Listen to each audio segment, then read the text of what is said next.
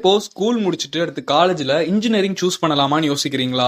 அதுலயும் குறிப்பா civil engineering choose பண்ணலாமா அப்படின்னு யோசிச்சுட்டு இருக்கீங்களா? இல்ல அப்படின்னா உங்களுடைய பேரண்டா இருக்கீங்களா? நீங்க யாரா இருந்தாலும் சரி, சிவில் இன்ஜினியரிங் பத்தி உங்களுக்கு ஒரு தெளிவான விளக்கம் வேணும் அப்படின்னு நினைச்சீங்கன்னா இந்த வீடியோ உங்களுக்கானது தான். இந்த வீடியோல சிவில் இன்ஜினியரிங் பத்தி நீங்க தெரிஞ்சுக்க வேண்டிய அனைத்து அடிப்படையான விஷயங்கள், சிவில் இன்ஜினியரிங்னா என்ன, அதுல என்ன படிக்க போறீங்க, அதுல என்னென்ன மாதிரியான சப்ஜெக்ட்ஸ்லாம் இருக்கும், அதுக்கான எலிஜிபிலிட்டி என்ன, இது முடிச்சதுக்கு அப்புறமா உங்களுக்கான வேலை வாய்ப்புகள், அரசு துறை வேலைகள், பிரைவேட்ல ஆப்பர்ச்சுனிட்டிஸ் இதெல்லாம் எப்படி இருக்கும், இந்த மாதிரி சிவில் இன்ஜினியரிங் பத்தி நீங்க அடிப்படையா தெரிஞ்சுக்க வேண்டிய A to Z டீடைல்ஸை இந்த வீடியோல நான் உங்களுக்காக சொல்ல போறேன். இந்த வீடியோவை கடைசி வரை முழுமையா பாருங்க. நம்ம சேனல்ல மற்ற இன்ஜினியரிங் டிபார்ட்மெண்ட்ஸ் பத்தியும் ஏற்கனவே வீடியோஸ்லாம் அப்லோட் பண்ணியிருக்கோம். இனியும் இது மாதிரி நிறைய யூஸ்ஃபுல்லான வீடியோஸ்லாம் நம்ம சேனல்ல வந்துட்டே இருக்கும். அதெல்லாம் நீங்க பார்க்கணும் அப்படின்னு நினைச்சீங்கன்னா நம்ம சேனலை இப்பவே சப்ஸ்கிரைப் பண்ணிக்கோங்க.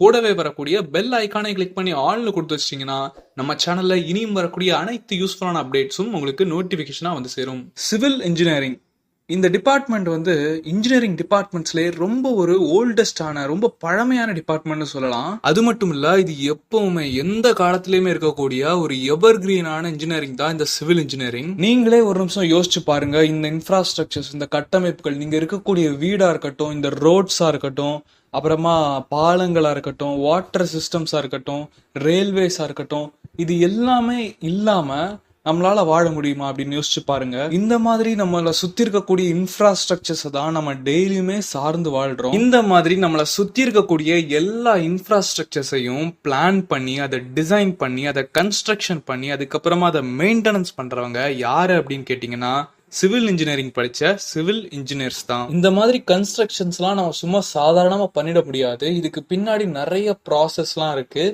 உதாரணமா ஒரு பிரிட்ஜ் கட்டுறாங்க அப்படின்னு வச்சுக்கோங்க.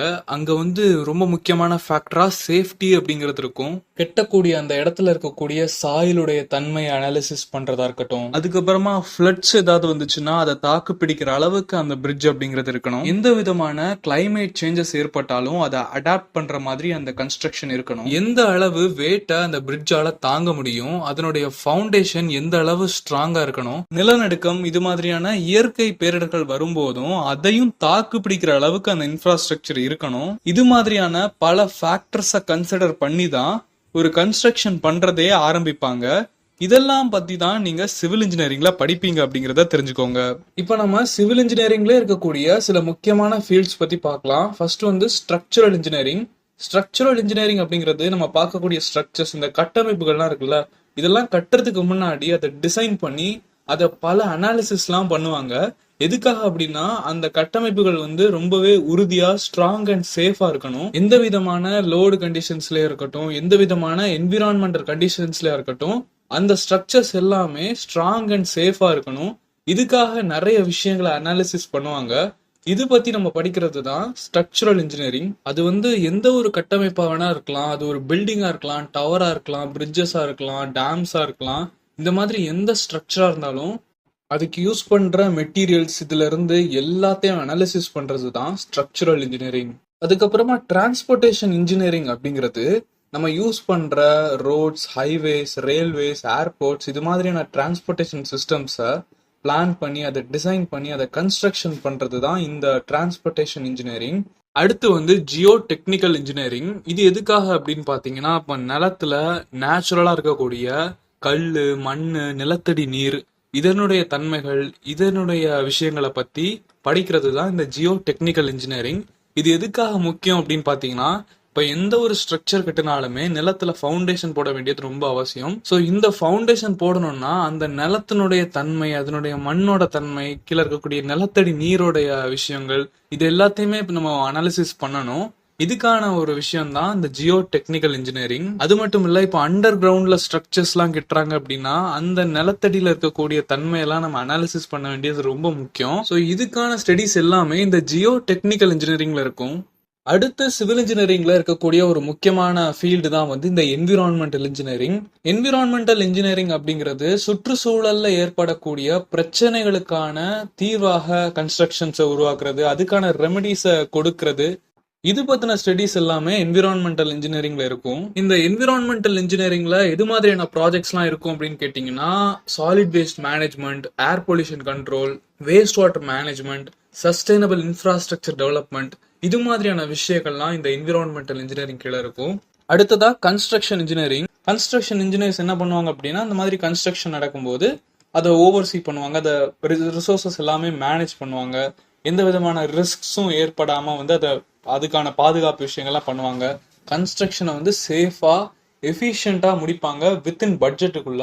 இதுக்கான விஷயங்கள் எல்லாமே வந்து இந்த கன்ஸ்ட்ரக்ஷன் இன்ஜினியரிங் கீழே இருக்கும். இப்போ உங்களுக்கு இந்த சிவில் இன்ஜினியரிங்னா என்ன, இதுல என்ன விஷயங்கள் படிப்பீங்க அப்படிங்கறத பத்தி ஒரு தெளிவான விளக்கம் கிடைச்சிருக்கும் அப்படின்னு நினைக்கிறேன். அடுத்து நம்ம வந்து இந்த சிவில் இன்ஜினியரிங்ல என்னென்ன மாதிரியான முக்கியமான சப்ஜெக்ட்ஸ்லாம் இருக்கும் அப்படின்னு பார்க்கலாம். அதுக்கு முன்னாடி வந்து இந்த சிவில் இன்ஜினியரிங் படிக்கிறதுக்கான எலிஜிபிலிட்டி என்ன அப்படிங்கறத பாத்திரலாம். இந்த பிஇ சிவில் இன்ஜினியரிங் கோர்ஸ் அப்படிங்கிறது ஒரு 4 இயர்ஸ் அண்டர் கிராஜுவேட் ப்ரோக்ராம். நீங்க வந்து 12th முடிச்சுட்டு இப்போ பிஇல வந்து ஃபர்ஸ்ட் இயர்ல ஜாயின் பண்ணணும் அப்படின்னு நினைக்கிறீங்கன்னா, உங்களுக்கான எலிஜிபிலிட்டி அப்படிங்கிறது நீங்க +1 +2ல கண்டிப்பா பிசிக்ஸ், கெமிஸ்ட்ரி, மேத்தமெட்டிக்ஸை வந்து சப்ஜெக்டா எடுத்து படிச்சிருக்கணும். இந்த 3 சப்ஜெக்ட்ஸ் எடுத்து நீங்க +2 பாஸ் பண்ணியிருந்தாதான் நீங்க இது படிக்கிறதுக்கான எலிஜிபிள் ஆவீங்க.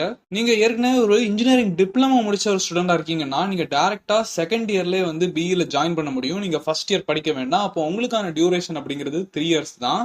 நீங்க வந்து டிப்ளமோ கம்ப்ளீட் பண்ணி பாஸ் பண்ணிருந்தீங்க அப்படின்னா இதுக்கு நீங்க எலிஜிபிள் ஆவீங்க.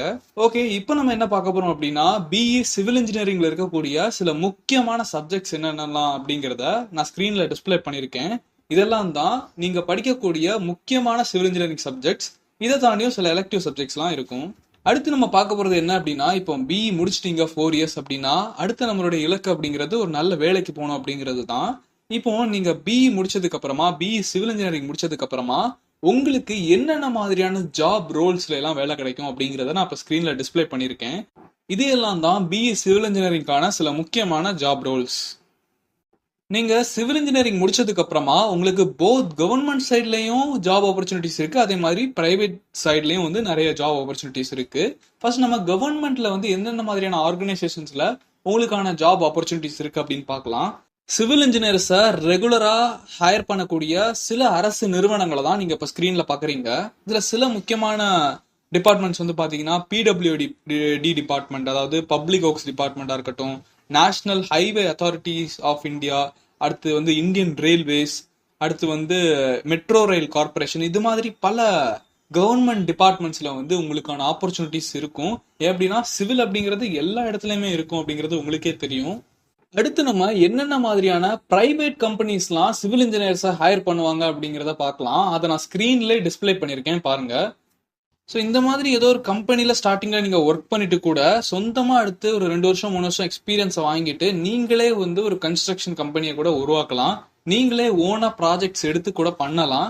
இதுக்கான ஆப்பர்ச்சுனிட்டிஸும் வந்து சிவில் இன்ஜினியரிங்ல மற்ற டிபார்ட்மெண்ட்ஸை விட அதிகமாகவே இருக்கு. ஆனால் ஸ்டார்டிங்லேயே அந்த மாதிரி பண்ணுறது அப்படிங்கிறது ஒரு கஷ்டமான விஷயம்தான். அதுக்காக நீங்க வந்து ஆரம்பத்துல ஒரு கம்பெனிலயோ இல்ல அப்படின்னா ஒரு சீனியர் சிவில் இன்ஜினியர்டையோ நீங்க ஜூனியரா ஒர்க் பண்ணிட்டு அதுல இருந்து எக்ஸ்பீரியன்ஸை கெயின் பண்ணிட்டு அதுக்கப்புறமா ஒரு 2 இயர்ஸ் 3 இயர்ஸ் கழிச்சு நீங்க ஓனா வந்து ஒரு கன்ஸ்ட்ரக்ஷன் ப்ராஜெக்ட்ஸை எடுத்து நீங்களே ஓனா பண்ற அளவுக்கு நீங்க வளர முடியும் அப்படிங்கிறத தெரிஞ்சுக்கோங்க. இப்போ உங்களுக்கு சிவில் இன்ஜினியரிங் பற்றி தெரிஞ்சுக்க வேண்டிய அடிப்படையான தகவல்கள்லாம் கிடைச்சிருக்கும் நம்புறேன். இதை தாண்டி உங்களுக்கு வேற ஏதாவது சந்தேகங்கள், கேள்விகள் இருந்துச்சு அப்படின்னா நீங்க கமெண்ட்ல சொல்லுங்க. எனக்கு அது தெரிஞ்சிருந்துச்சு அப்படின்னா கண்டிப்பா நான் அதுக்கு ரிப்ளை பண்ணுவேன். இந்த வீடியோ உங்களுக்கு பயனுள்ளதா இருந்திருக்கும் அப்படின்னு நம்புறேன். இந்த வீடியோ உங்களுக்கு யூஸ்ஃபுல்லா இருந்துச்சு அப்படின்னா ஞாபகமா இந்த வீடியோக்கு ஒரு லைக் கொடுங்க. இந்த வீடியோ பத்தின உங்களுடைய கருத்துக்களை கீழே கமெண்ட்ல சொல்லுங்க. இந்த வீடியோ உங்க நண்பர்கள் யாருக்காவது பயனுள்ளதா இருக்கும் அப்படின்னு நினைச்சீங்கன்னா இந்த வீடியோவை அவங்களுக்கும் ஞாபகமா ஷேர் பண்ணுங்க.